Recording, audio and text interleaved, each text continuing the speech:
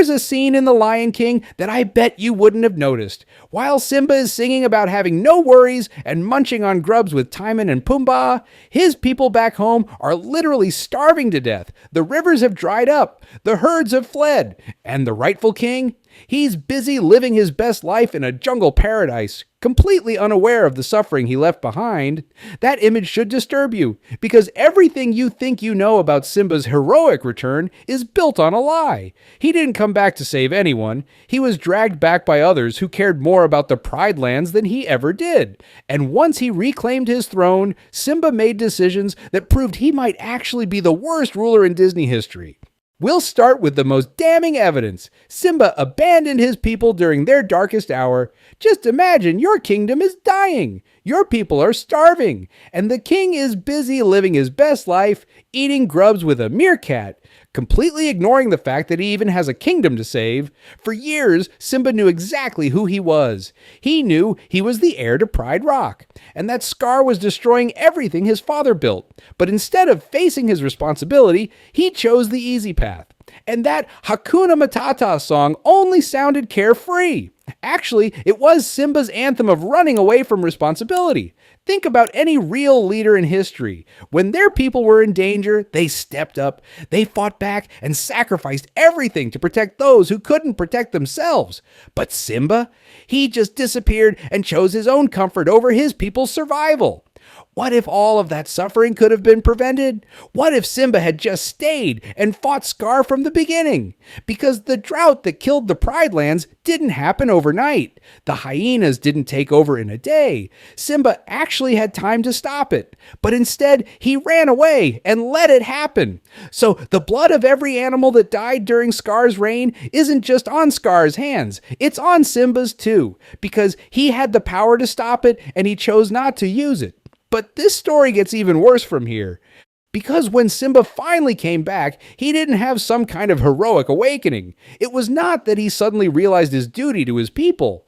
No, Simba was literally dragged back to responsibility. First, Nala had to track him down. She had to find him in that jungle and tell him how bad things really were. Without her, he would never have known, or maybe he would have known and just stayed anyway. Then Rafiki had to hit him with a stick. Literally. The old baboon forced Simba to face his past because Simba refused to do it himself. And even then, it wasn't enough.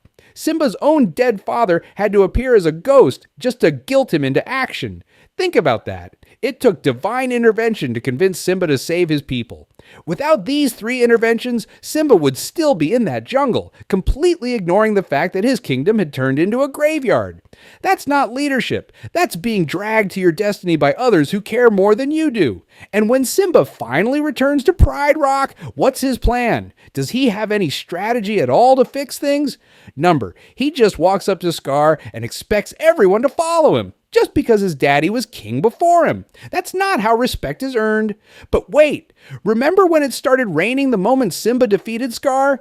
Disney wants you to think that it was magical, that the Pride Lands recognized their true king and blessed him with life-giving water. And everyone says Simba saved the kingdom.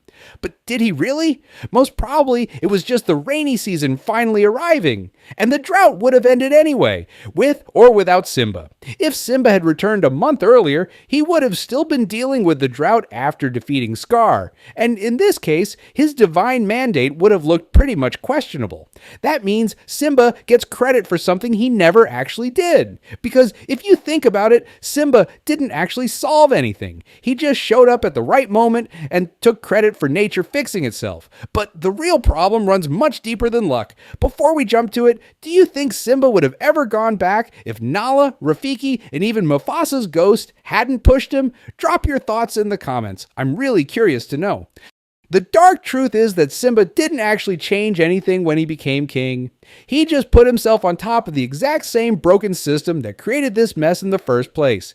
Think about why Scar became evil in the first place. He was the brother of the king, but he had no power or respect. The monarchy pushed him aside simply because he wasn't born first. And what about the hyenas?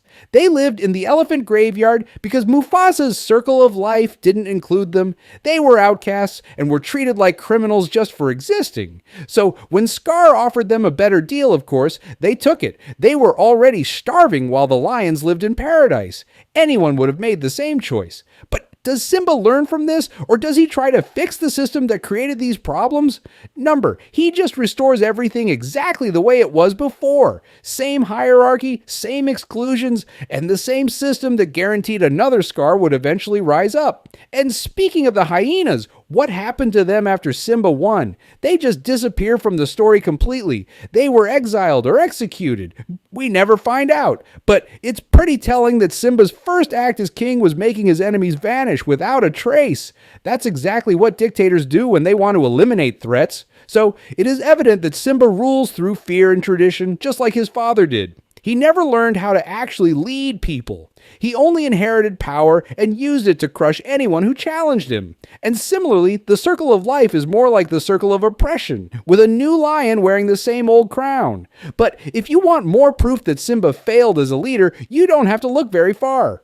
Just look at his own son. In the Lion Guard, we meet Kion, and the difference between father and son is absolutely shocking. When threats arise, Simba talks, but Kion acts. When tradition gets in the way, Simba follows it blindly, but Kion breaks it to do what's right. When power corrupts, Simba clings to it, but Kion gives it up to protect others. The contrast couldn't be cleaner. One leads from a throne, and the other leads from the front lines. And let's not forget that Kion builds teams with animals that were never allowed in the Lion Guard before. He included a honey badger, a cheetah, a hippo, and even an egret. He judged them by their character, not their species. That's something Simba never even thought to do, because he was too busy maintaining the same old traditions. And here's the final nail in the coffin. When Kion gets the most powerful roar in history, what does he eventually do with it? He gives it away, voluntarily, to protect the tree of life and help animals he'd never even met before.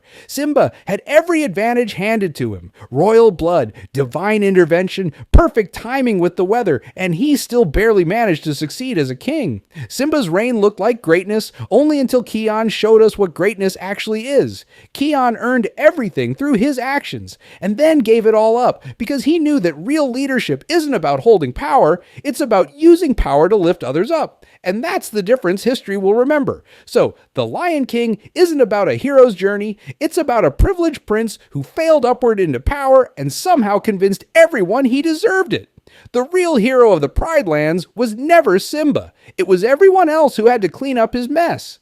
Now, here's my question for you. If someone abandons their responsibility, stumbles into victory through pure luck, and then takes credit for natural weather patterns, are they really a hero, or are they just cowards with the best PR team in Disney history?